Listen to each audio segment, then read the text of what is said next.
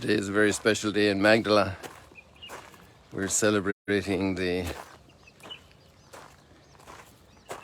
local feast of Mary Magdalene here at Magdala. This is just at Magdala. And the practical reasons that recommended this date are it's basically the summer temperatures in July 22nd, which is her date of the feast universally. Then it's just so hot here, it can be predictably very hot, and it's just not comfortable for people to come out of their homes, especially elderly and little children. So we have the local feast here on this day and the Saturday of the octave of Easter, which always has a Mary Magdalene Gospel. And so today we're expecting many visitors, including actually a group of pilgrims from Cyprus. Good morning. You're here in silhouette, so nobody can tell who you are. Maybe somebody can guess who is the fellow with the, not a surfboard, with the paddleboard, right? See, I sound very ignorant of these sports. I'm Father Kelly. I had an inspiration this morning. You had an inspiration? We're live, okay? I had an inspiration this morning. Okay, tell me. I don't want to take away your audience, but I think I'm going to start the dawn stroll and paddle. Oh yeah, the dawn is better than the sunrise. Dawn is much better than the sunrise. Well, it's different. It's different. The sunrise is a very powerful statement of love. You know, behind every gift is a giver. And the dawn is very gentle. Yes. These are two of my paddleboard students over here. Ah, very good. Surf students and paddleboard students. Right. Very good. Very good. Very good. And I just heard the readings today were at the Sea of Galilee when Jesus met the disciples. Is that right? Yes, yes. Very good. Excellent. Yes. So beautiful. Yes. Well, I'm going to continue my little story here. And you continue to paddle. I already went. I did the Oh, you're on the way back? I did the dawn. Oh, I got you. Okay, now I know how you're saying this. I missed that. I should have been out here. There's always tomorrow, Father. There's always tomorrow. Imagine. Yeah, just imagine. There's always tomorrow. Imagine. Excellent. Well, enjoy the rest of the morning. Thank you. Thank you. Thank you. Thank you.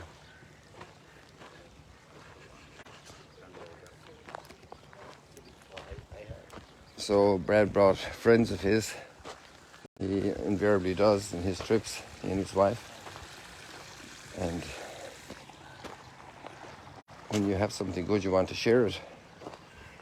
But the very strong line in the Gospels, in all the readings today, the first reading and the Gospel reading, is that they don't believe. They don't believe. There is this. Mark's Gospel is very clear. It's very succinct. It's very, it's just hard facts kind of story. Simple. And then we get to see her together for you. This little screen thing here. You see my little phone here that I read from. This phone doesn't have a chip in it. It's the old phone from 3 years ago. I can't believe it's almost 3 years since I'm using this phone here for the live streaming. Just thought about that this morning. When Jesus had risen early in the first day of the week, he appeared first to Mary Magdalene, out of whom he had driven 7 demons. She went and told his companions, who were mourning and weeping. When they heard that he was alive and had been seen by her, they did not believe. So it's not just doubting Thomas, and it's not just the high priest. You know, it's all of us. We all go through our struggles of faith. We all go through our struggles of faith. Everybody has a challenge.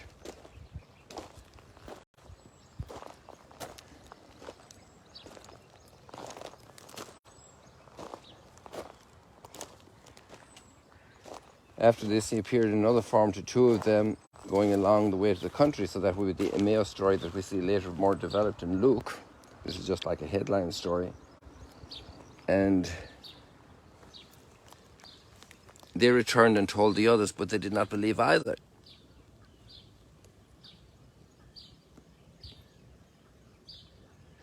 So the faith starts off very small, with great resistance.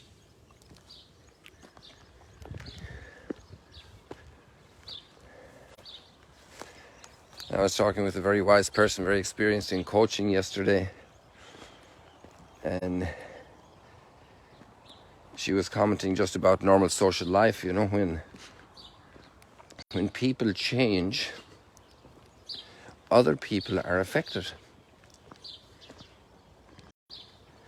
And there will be reactions of other people, not necessarily positive, even to a positive change. People can be envious, they can be jealous, they can feel threatened, they can feel they're losing power. Dependencies can be changed.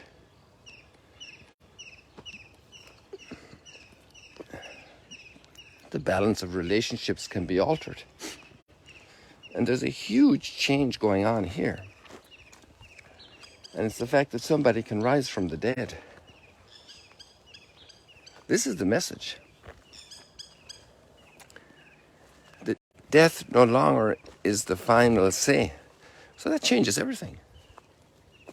That changes everything. It changes all the relationships for everybody. And how do I deal with it? It changes the status quo. And it changes responsibilities. Because now reality is very different. Death is no longer death. And that means that even though death exists and puts an end to life here, and our blossoming flower folds up and dies, and the dog dies, and the neighbor dies, and grandpa dies, and spouse dies, and even a child can die. But that's not the end. Now the problem for the high priest, this group that is responsible for the religious community, is they don't have that message yet. And they're hearing fishermen from the Sea of Galilee coming telling them. And in a chauvinistic world, the women come and tell the apostles that he is alive, and they don't want their boat rocked. It's very bad that he died. It's very bad that he was crucified. And they even were involved denying him in the process. And they're making adjustments to this new situation. But now that he's risen again, topples their boat again. How do we deal with changing situations? And how do we read life when we know that there's resurrection?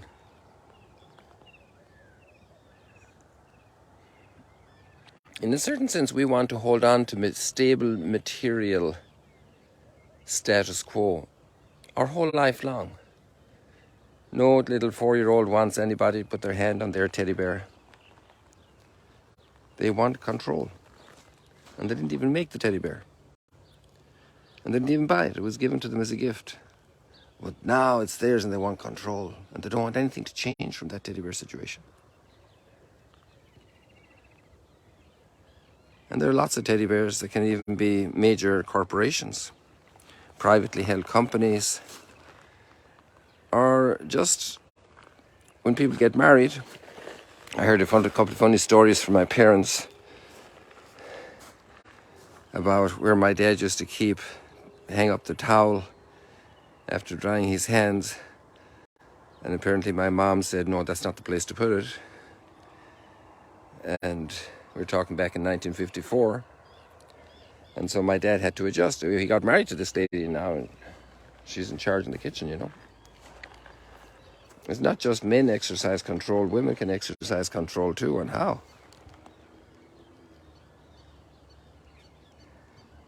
And to let go of that control. One of our guests had a stroke yesterday morning very early and was taken to the hospital. And that changes a lot of things in the life of the people around that person. The material realm changes constantly, but most of the time imperceptibly, because we grow older day by day. But it's when the stroke comes that we wake up to the changed reality.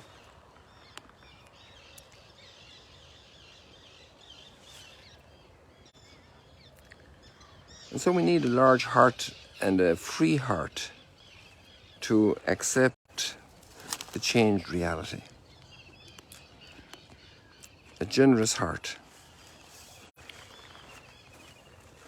These high priests would have to be very humble to really listen to fishermen coming in telling them that they made a huge mistake, that the person they killed was actually meant to be the Messiah, and is the Messiah, and is in charge.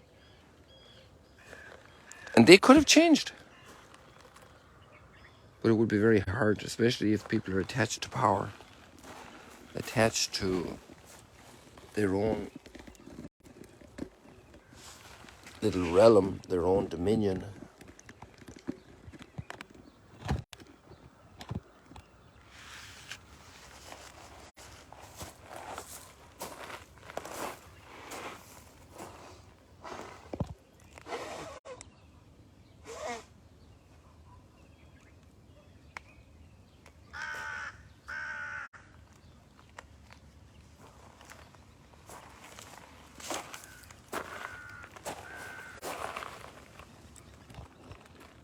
Oops. A little off balance here, people. Sorry about this. Now we're back again on track.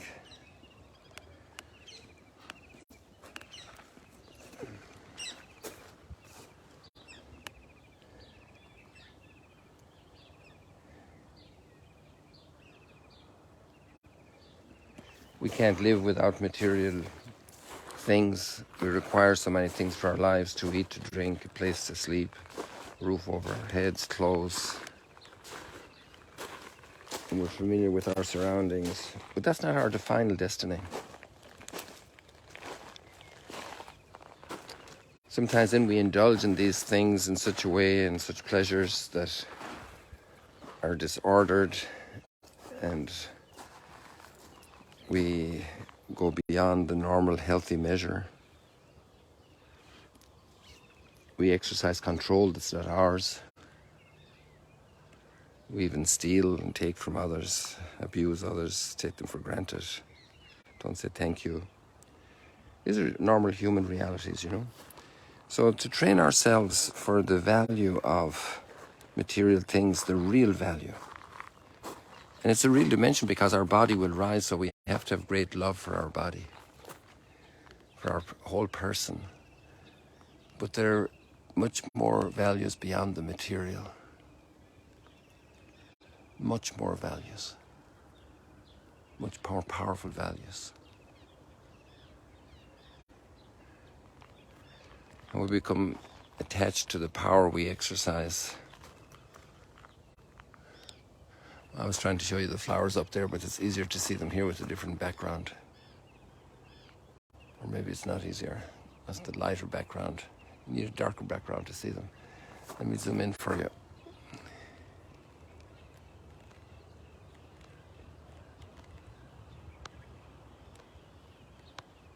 See, these creepers are in full bloom all the way up the tree.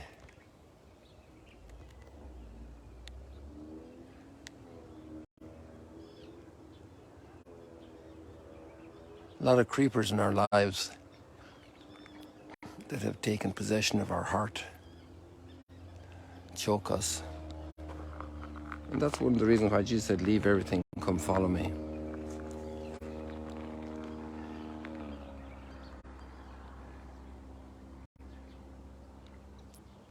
Circumstances are changing all the time. Things get old, they get broken.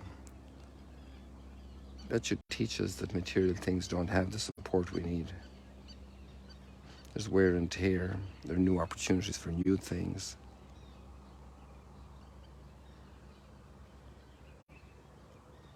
People in charge change. New people come in. The people who stay in power for a long time also change in themselves and their attitudes. There's really no stability in the material world that way, even though it looks many times very stable. The tree falls down. We need more shelves for our things, more clothes, another room, another garage, another basement, another attic. Put the stuff there. And real change is constantly happening.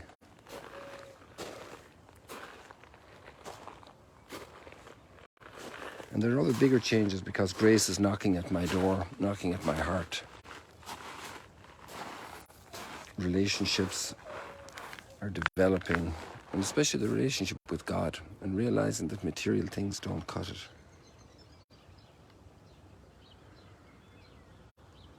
My soul is growing much more and transcends material realms rapidly, material domains. I can't refuse to change. It's my life. My whole life I'm changing. Look at how fast a child grows. The child going into high school and then graduating. The graduate from high school going into college and then graduating. A few years later, they're married and having babies, and they're totally established adults in society. So much has changed, and now you're a grandparent.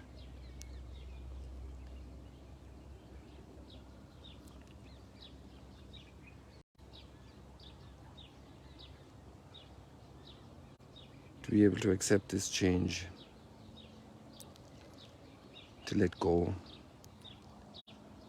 not like the high priest, to try to hold on to the status quo, prohibit them from speaking, punish them, threaten them. What insecurity. And they themselves are being called by these very facts. And there we see also the beauty of why Jesus didn't appear to everyone, because they weren't ready. And even the disciples weren't ready, but they were the least unready. And they did accept him because they had lost everything. They had left everything.